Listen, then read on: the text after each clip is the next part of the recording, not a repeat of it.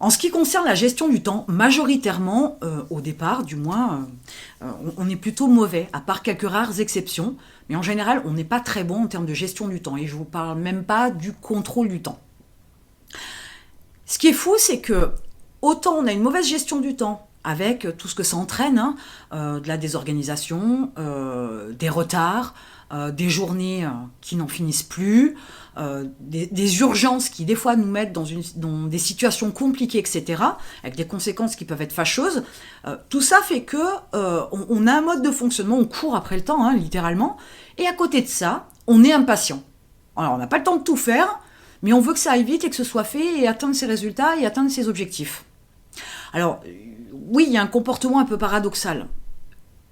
Le truc est que derrière tout ça, il y a aussi que lorsqu'on veut atteindre des objectifs, il faut prendre le temps de faire les choses bien, faire les choses qu'il faut et éventuellement les améliorer avec le temps pour atteindre les objectifs. Sauf qu'on veut avoir des résultats rapidement, donc on ne veut pas que ça traîne trop en longueur. On veut atteindre ces objectifs rapidement.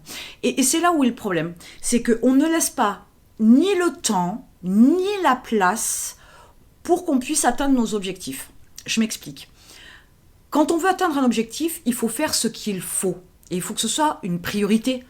Si c'est quelque chose qu'on passe en second en se disant « je vais atteindre facilement mon objectif », il y a des chances que vous ne fassiez pas toutes les actions nécessaires. Ensuite, si c'est effectivement un objectif, il a besoin de place cet objectif. Il a besoin que vous vous dégagiez du temps pour ça. Sauf que vous ne le faites pas. Vous courez après le temps, vous bossez 15 heures par jour, voire le week-end, peut-être du mal à déléguer aussi, peut-être une mauvaise gestion des prestataires ou des salariés, peu importe. Mais il y a beaucoup de facteurs qui font qu'il n'y a ni le temps, ou du moins, vous ne laissez ni le temps ni la place pour que les choses soient faites et qu'elles donnent des résultats pour pouvoir atteindre vos objectifs. C'est quelque chose qui est assez frappant. On le fait tous, que ce soit même dans la vie perso, on a tous cette approche-là où on est en plus dans une époque où tout s'accélère. Aujourd'hui, clairement, sur Internet, en 2 coups de cuillère à peau, si je peux me permettre l'expression, en 3 clics, on passe une commande qu'on va recevoir soit dans la demi-heure, l'heure qui arrive, soit dans les 24 à 48 heures. C'est extrêmement rapide. Je suis désolée, mais moi j'ai connu l'époque où ça n'existait pas et il fallait se déplacer.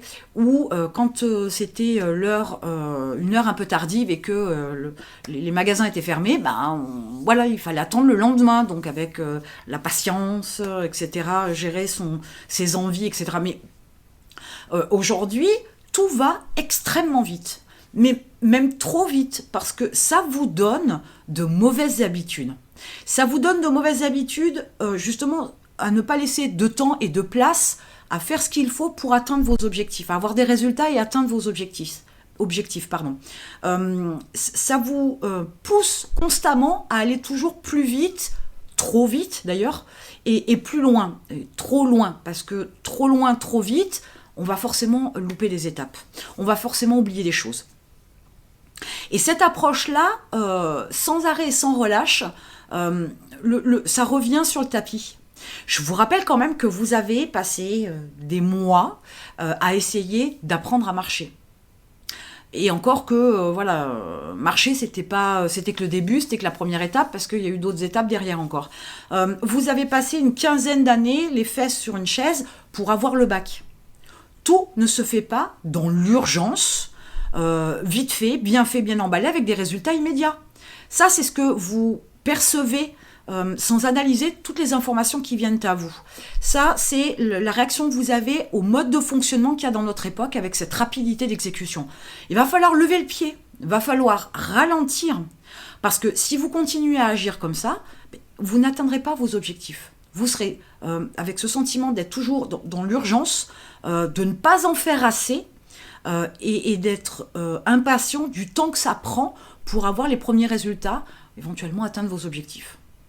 Alors, il faut en tout ralentir, c'est nécessaire. Je vous dis, même dans la vie perso, c'est valable, ne serait-ce qu'avec une rencontre. On ne peut pas dire qu'on est ami avec quelqu'un au bout d'une heure. On ne peut pas dire on se marie avec quelqu'un que vous venez de rencontrer au bout d'une heure. Il faut être cohérent. On ne peut pas tout avoir tout de suite maintenant. Même s'il y a beaucoup de choses, oui, qui sont des choses matérielles, mais parce qu'il y a des actions et des conséquences, vous payez, on vous livre.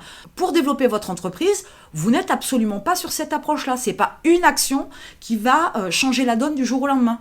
C'est plusieurs actions et il leur faut du temps à ces actions pour qu'elles soient effectuées. Et au fur et à mesure, comme ça, vous avancerez. Mais quelquefois, il faut prendre du recul sur votre situation et peut-être que vous allez vous apercevoir que finalement, justement, il y a entre l'impatience et le fait que vous alliez trop vite, le fait que effectivement, vous n'avez pas de résultat. Donc, il faut vraiment avoir cette approche de réflexion et de prendre du recul pour pouvoir analyser votre mode de fonctionnement, vos attentes, vos objectifs et les actions que vous faites. Peut-être que vous passez votre temps à être plus occupé qu'autre chose et à ne pas faire justement les bonnes actions nécessaires pour atteindre vos objectifs. J'en sais rien, mais ça peut être un point de vue à regarder pour pouvoir voir si effectivement vous faites aussi ce qu'il faut. C'est bien beau d'être impatient, mais si vous ne faites rien ou pas tout ce qu'il faut, atteindre ces résultats va être compliqué. La gestion du temps est quelque chose d'important, c'est même primordial parce que ça peut changer toute la donne dans votre business. En ayant le contrôle de son temps, on peut rectifier le tir, gagner des heures chaque semaine en finalement rentrant dans les détails et en planifiant les choses de manière un petit peu différente.